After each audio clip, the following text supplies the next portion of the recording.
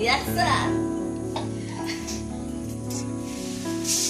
নমস্কার বন্ধুরা, তোমরা সবাই কেমন আছো? আশা করি খুব ভালো আছো, আর আমিও ভালো আছি। ছোটদের ভালোবাসা, বড়দের আশীর্বাদে আমিও ভালো আছি। তো সবাইকে জানাই শুভ সকাল। সকাল শুরু হলো এই যে মুড়ির দম নিয়ে। তো ছেলে মেয়ে ঘুম থেকে উঠে পড়েছে, বলছে খাবো।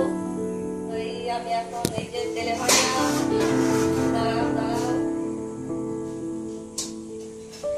তেলে ভাজা মুড়ি, তার সাথে একটু পেছনে চা আছে, পড়ে যাবে গরম গরম চা।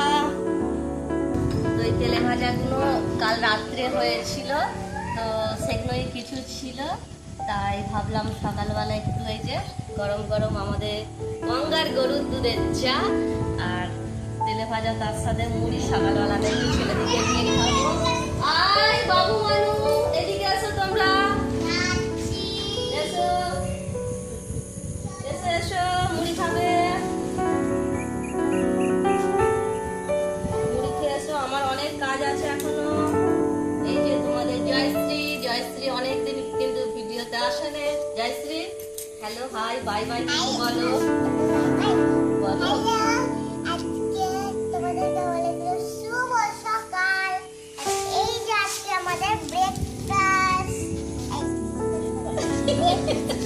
বলছে কি বলে?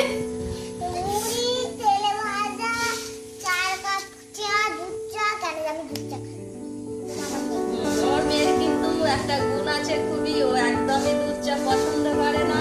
আর ছেলে বাবা দুধ চা মানে দেখে কত যে খুশি, বলার কিছু নেই। আর মেয়ে হয়েছে দুধ চা খাবে না, আর ছেলে হয়েছে র চা খাবে না।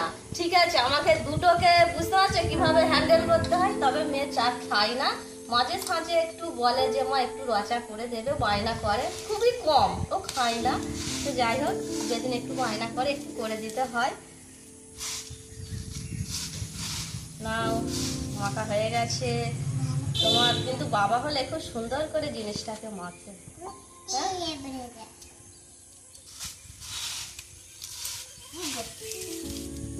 কি ইশারা করতে চাইছে আমাকে মারতে? অসম্ভব ব্যাপার। ক্যামেরাম্যান এসব কোনো কাজ করবে না, ক্যামেরাম্যান কোনো কাজ করবে না, ক্যামেরাম্যান শুধু ক্যামেরা করবে। ঠিক আছে মিস্টার রনিত, মিস্টার রনিত, তুমি কিছু বলবে না তোমার আমাদের ইউটিউব পরিবারের বন্ধুদেরকে? তুমি কিসে পড়ো, তোমার নাম কি, তোমার কি ইচ্ছা? হ্যাঁ কিছু বলো, এত লজ্জা করলে হবে?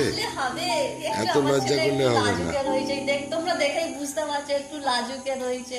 ওই খুবই ক্যামেরার সামনে আসতে খুবই লজ্জা পায়, কিন্তু এই লজ্জাটাকে একটু ভাঙাতে হবে। কি করে জানি না, এখনো তো বিয়ে দিতে অনেক দেরি, বৌমা আসতে তো অনেক দেরি। এখন থেকে না বৌমা, হবে? বৌমাই না ভাঙাবে, বাবা মা আর কি করে ভাঙাবে? হ্যাঁ বাবা ভাঙাতে পারছে? ঠিক আছে